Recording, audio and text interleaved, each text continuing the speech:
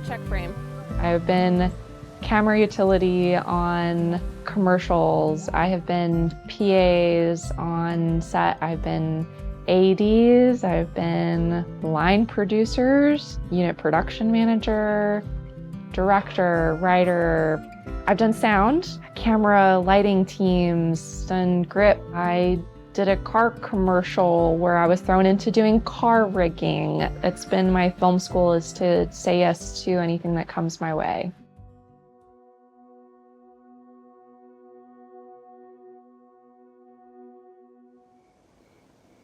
You ever think about what you're gonna be like when you're a grown-up?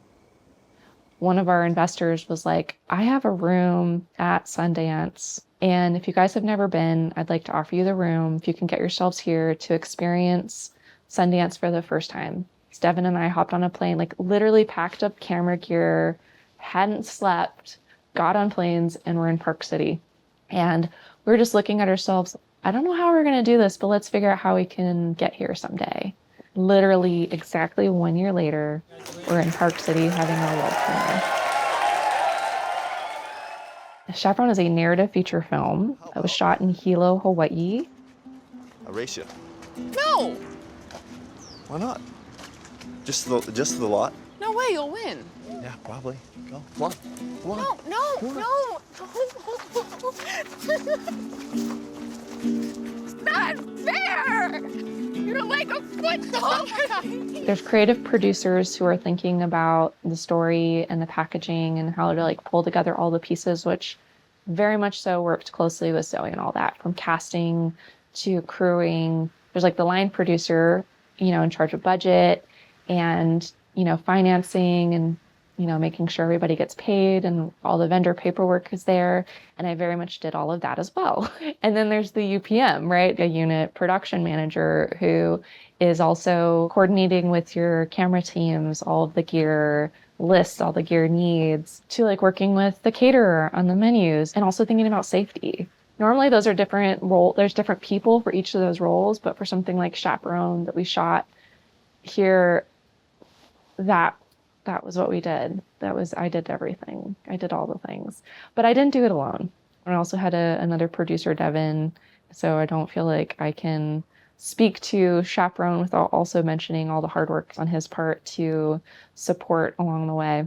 When you have to shoot on such a little budget, we just couldn't afford to shoot for very long. You only get 12 or 13 days. That's it. When I share that, we had 17 locations that we shot in 13 days, people are like, are you insane? And I'm like, yes. And I love our crew and our cast who held that up. I think that's the thing I like about producing is it's about helping other people to realize that vision and make it better if we can.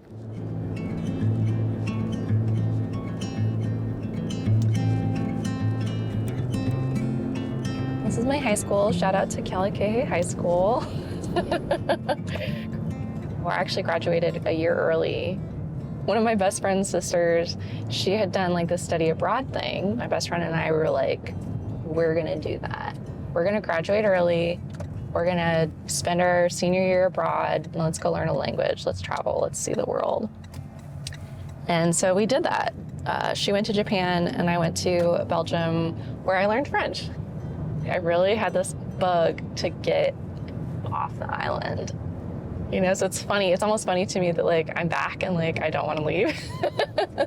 But sometimes it takes like literally going to the opposite end of the world and realizing like where home is for you actually,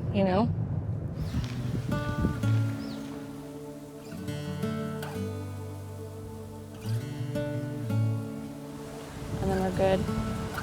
I think just kind of good on that, but I think a little less headroom, yeah. A little lower, or you like that? Lower would be good. I think understanding your values and understanding who you are and why you want to do something is really important. And I've recognized for myself for a while that community is really important. Can you get a shot from that side where we see how they're using the stones to help mark? And community partnerships, community collaborations, and working within community is really important to me. What are some of the feelings that you get or the observations? And so I think that that shows up in the work that I do in a way, and the people that I choose to work with.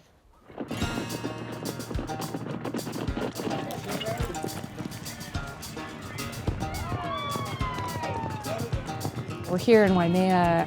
The Paniolo culture is just so rich, but you never hear about the women. So both of us were like, let's see who of the women in our community are doing some amazing stuff. In my head, everything goes quiet. That's when I'll nod. That's when I'll go. That led us to meeting our first protagonists, the Kekealanis, and going out to their ranch at Pu'ulanahulu. One of the first questions we asked was, what's a story that you think should be told? What's a story that you haven't heard? And that's been a really important question for us as we connect with the community. And when people of place are absent, I believe there is a suffering. There's a suffering of the Kanaka, the people.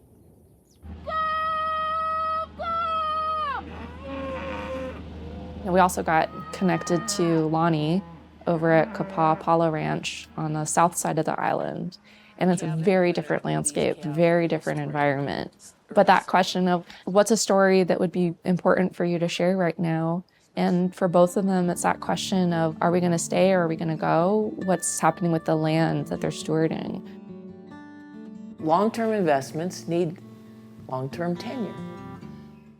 Knowing that our story helped share her perspective and share her ranch with the people that needed to see that, it's a reminder that stories are important. There's nothing better than knowing that your story can help change some hearts and minds and hopefully impact our community for the better. Liz and I worked on Island Cowgirls for 3 years, fairly intensely. This labor of love, you do it because you're passionate about the story that's being told.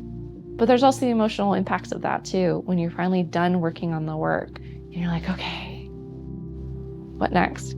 It's very easy just to have these moments of depression. And so part of that is trying to find that balance, trying to find the way of managing the physical, the emotional toll that it can take on you, and finding ways of staying grounded. For me, I've got really great relationship with my family. My sister and I are super close. My mom is so supportive, my stepmom, my uncle. We just have all these people around me now that I didn't when I was living on the continent or living abroad.